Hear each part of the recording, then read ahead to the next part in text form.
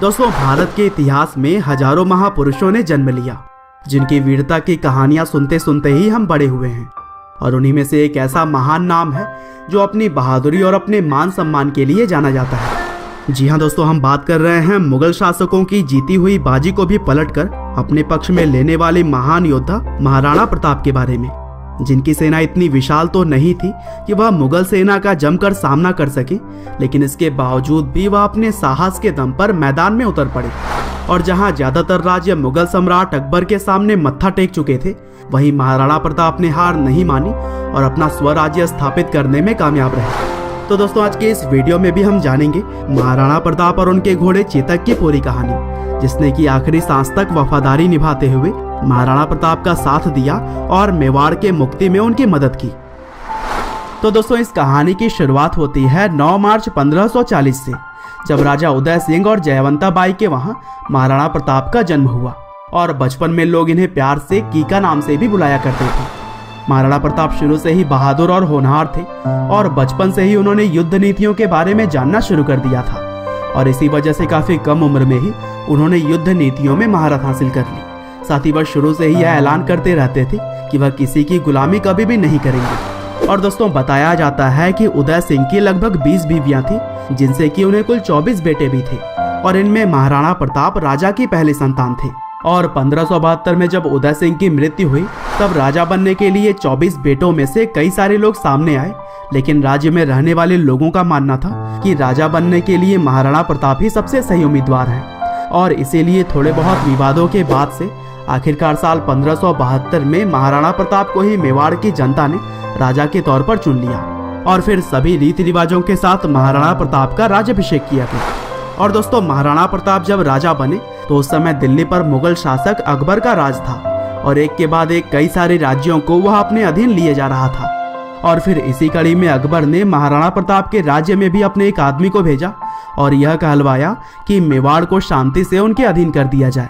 लेकिन इस पर महाराणा प्रताप ने जवाब दिया कि राजपूत योद्धा मौत स्वीकार कर सकता है, लेकिन गुलामी कभी भी बर्दाश्त नहीं कर सकता, क्योंकि यह राजपूतों के मान सम्मान के खिलाफ है। और फिर इस जवाब के बाद से 18 जून 1576 को हल्दी घाटी की टेढ़ी मेढ़ी पहाड़ियों में महाराणा प्रताप और अकबर के सैनिकों के बीच घमासान युद्ध छिड़ गया, जहां पर अकबर की सेना का नेतृत्व आमेर के राजा मान सिंह ने किया। वहीं दूसरी ओर महाराणा प्रताप की सेना का नेतृत्व एकमात्र मुस्लिम सरदार हाकिम खान सूरी ने किया था।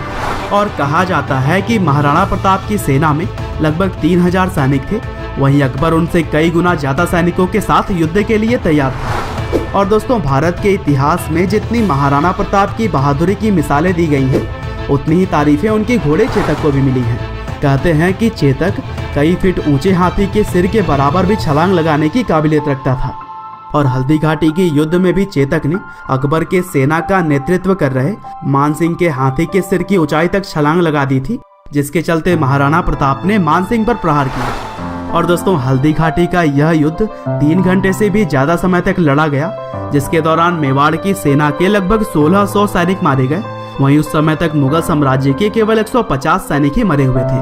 और फिर महाराणा प्रताप ने अपने सैनिकों को तेजी से जब कम होते हुए देखा, तो उस जगह से निकल जाना ही उन्होंने ज्यादा सही समझा। और फिर कुछ सैनिकों को साथ लेकर पहाड़ियों के बीच से बच निकलने में वह कामयाब हो गए। और कहते हैं कि जब मुगल सेना महाराणा प्रताप के पीछे लगी थी, तब उनके घोड़े चेतक ने 26 फीट लंबे नाले को भी लांघ दिया था। हालांकि युद्ध में घायल हुए चेतक ने महाराणा प्रताप की जान बचाने के बाद से अपनी जान गंवा दी थी। और दोस्तों, कुछ पुराने लोकगीतों के अलावा हिंदी के मशहूर कवि श्याम नारायण पांडे की कविता चेतक की वीरता में उसकी बहादुरी की खूब चर्चाएं हुई हैं। और फिर महाराणा प्रताप को हिरासत में न ले पाने की वजह से मुगलों की हल्दी घाटी की सफलता एक तरह से बेकारी साबित हुई, लेकिन उन्होंने पूरे मेवाड़ पर अपना कब्जा कर लिया था। हालांकि अकबर का शासन मेवाड़ पर ज्यादा दिनों तक नहीं चल सका, क्योंकि जब अकबर का ध्यान उत्तर पूर्वी इलाकों को अपनी सल्तनत में मिलाने की तरफ गया, तब महाराणा प्रताप ने अपने थोड़े ही सही लेकिन बहादुर सैनिकों के साथ छापामार पद्धति से युद्ध करते हुए मेवाड़ के पश्चिमी इलाकों में अपनी सल्तनत को वापस हथिया लिया। और फिर मौत स्वीकार करना लेकिन कभी भी गुलामी बर्दाश्त न करने जैसा सोच रखने वाले राजपूत महाराणा प्रताप ने 1582 में फिर से अकबर के खिलाफ एक युद्ध लड़ा, जिसे कि हम दिवेर के युद्ध के नाम से जानते हैं। और फिर इस युद्ध में महाराणा प्रताप ने मुगलों को हराकर अपने पूरे राज्य पर एक बार फिर से कब्जा कर लिया। और फिर दिवेर के युद्ध के बाद से मुगल साम्राज्य का मनोबल बुरी तरह से टूट गया था और इसी का फायदा उठाकर महाराणा की सेना ने आगे भी उनके कई राज्यों पर अपना झंडा फहरा दिया। और दोस्तों, अगर महाराणा प्रताप के पर्सनल लाइफ की बात करें तो उन्होंने 11 शादियां की, जिनसे कि उन्हें 17 बेटे भी हुए। और फिर आखिरकार सालों तक मेवाड़ की सेवा और सुरक्षा करने के बाद से 19 जनवरी 1597 को महान योद्धा महाराणा प्रताप ने इस दुनिया को अलविदा कहा। और फिर उनके मृत्यु के बाद से उनके बड़े बेटे अमर सिंह ने राज्यभार को संभाला। तो दोस्तों, यह थी कहानी मातृभूमि के रक्षक कहे जाने वाले राजपूताना शूरवीर महाराणा प्रताप। उम्मीद करते हैं कि आपको यह जरूर पसंद आई होगी। आपका बहुमूल्य समय देने के लिए बहुत बहुत धन्यवाद।